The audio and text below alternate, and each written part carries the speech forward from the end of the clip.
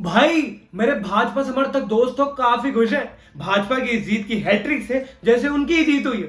फिर तो भाजपा वाले भी काफी खुश होंगे। बिल्कुल, क्यों खुश नहीं होंगे। उनकी पार्टी ने तीनों राज्यों में प्रचंड जीत हासिल की है और भाजपा समर्थक जो इस तरह खुश हैं जैसे ये उनकी ही जीत हो, वो इस वजह से भी हो सकती है क्योंकि पीएम मोदी सारा जीत का श्रेय जनता और भाजपा के कार्यकर्ताओं को ही दे रहे हैं। मध्य प्रदेश, राजस्थान और छत्तीसगढ़ के लोगों ने भाजपा पर भरपूर स्नेह दिखाया है। अच्छा, पीएम ने बोला क्या ऐसा अपने भाषण में और क्या क्या बोला, बता भाई।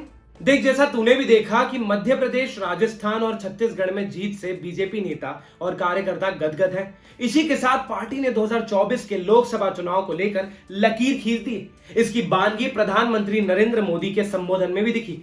बीजेपी मुख्यालय में पीएम मोदी ने कहा कि कुछ लोग तो कह रहे हैं कि आज की हैट्रिक ने 2024 की हैट्रिक की गारंटी दे दी है। अपने भाषण में पीएम ने कांग्रेस पर निशाना साधते हुए कहा कि जिस कांग्रेस ने आदिवासी समाज को कभी पूछा तक नहीं, उस आदिवासी समाज ने कांग्रेस का सफाया कर दिया।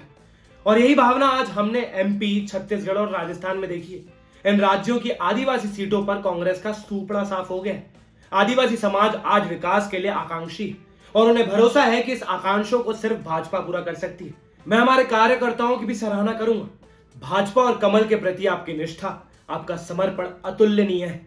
साथ ही पीएम मोदी ने कहा कि आपके सपने मेरे देशवासियों, आपके सपने मेरा संकल्प है। आपके सपनों को पूरा करने के लिए मेरा संकल्प है और मेरी साधना भी है। मोदी जी ने गारंटी दी, वाह यार। पीएम नरेंद्र मोदी ने कहा कि जहां दूसरों से उम्मीद खत्म होती है, वहां से मोदी की गारंटी शुरू होती है। और आगे कहा कि मोदी की गारंटी मतलब गारंटी की भी गारंटी। वाह मोदी जी वाह। पीएम ने आगे कहा कि मध्य प्रदेश ने हमें फिर दिखाया है कि भाजपा के सेवा भाव का कोई विकल्प नहीं है। छत्तीसगढ़ के परिवार को मैंने मेरी पहली सभा में ही कहा था कि मैं आपसे कुछ मांगने नहीं बल्कि आपको शपथ समारोह के लिए निमंत्रण देने के लिए आया हूं। मैं हमेशा भविष्यवाणियों से दूर रहा। मैंने कभी बड़े वादे या घोषणाएं नहीं की, लेकिन इस बार मैंने चुनाव में अपना ये नियम भी तोड़ दिया।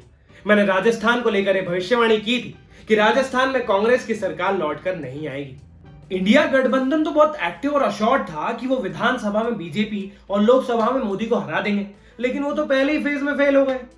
बिल्कुल सही। और इस पर भी पीएम नरेंद्र मोदी ने बोलते हुए कहा, चुनाव नतीजे कांग्रेस और उसके घमंडिया गठबंधन के लिए भी बहुत बड़ा सबक है। सबक ये है कि सिर्फ कुछ परिवारवादियों के मंच पर एक साथ आ जाने से फोटो कितनी अच्छी निकल जाए, देश का भरोसा नहीं जीता जाता। देश की जनता का दिल जीतने के लिए राष्ट्र सेवा का जज्बा होना चाहिए और घमंडिया गठबंधन में रत्ती भर भी वो नजर नहीं आता है। इस चुनाव के नतीजे उन ताकतों को भी चेतावनी है जो प्रगति और जन कल्याण की राजनीति के खिलाफ खड़े रहते हैं। जब भी विकास होता है, कांग्रेस और उसके साथी विरोध करते हैं। ऐसी सभी पार्टियों को आज गरीबों ने चेतावनी दी कि सुधर जाइए, वरना जनता आपको चुन चुनकर साफ कर देगी। और किसको निशाने पर लिया मोदी जी ने अपने भाषण में पीएम ने महिला शक्ति को निशाना बनाया, लेकिन पॉजिटिव वे में। पीएम ने महिलाओं के प्रति बार बार आभार प्रकट किया। उन्होंने कहा कि मैं अक्सर कहता था कि नारी शक्ति ये ठान कर निकली है कि भाजपा का परचम लहराएंगी। आज नारी शक्ति वंदन अधिनियम ने देश की माताओं बेटियों के मन में नया विश्वास जगाया है। उन्होंने कहा कि आधी आबादी आज देख रही है कि घर, परिवार और समाज में उनकी भागीदारी बढ़ाने के लिए भाजपा निरंतर काम कर रही है। नारी शक्ति का विकास बीजेपी के विकास का अहम स्तंभ भी है। अब चुनावों में ऐसा लगा कि महिलाओं ने, बहनों, बेटियों ने भाजपा को जिताने का जिम्मा अपने कंधों पर उठा लिया है। ये तो बात हो गई उन राज्यों की जहां भाजपा ने जीत हासिल की। अब उन राज्यों पर पीएम ने क्या कहा जहां उनकी पार्टी जीत हासिल नहीं कर पाई। उन राज्यों पर भी पीएम मोदी ने भाषण में बोला। तेलंगाना के चुनावी नतीजे पर पीएम मोदी ने कहा कि मैं तेलंगाना की जनता और तेलंगाना भाजपा कार्यकर्ताओं का विशेष आभार व्यक्त करता हूं। हर चुनाव में तेलंगाना में भाजपा का ग्राफ लगातार बढ़ रहा है और मैं तेलंगाना के कार्यकर्ताओं को विश्वास दिलाता हूं कि भाजपा आपकी सेवा में कोई कसर बाकी नहीं छोड़ेगी। इसके बाद मोदी जी ने अपना फेवरेट डायलॉग भी बोला।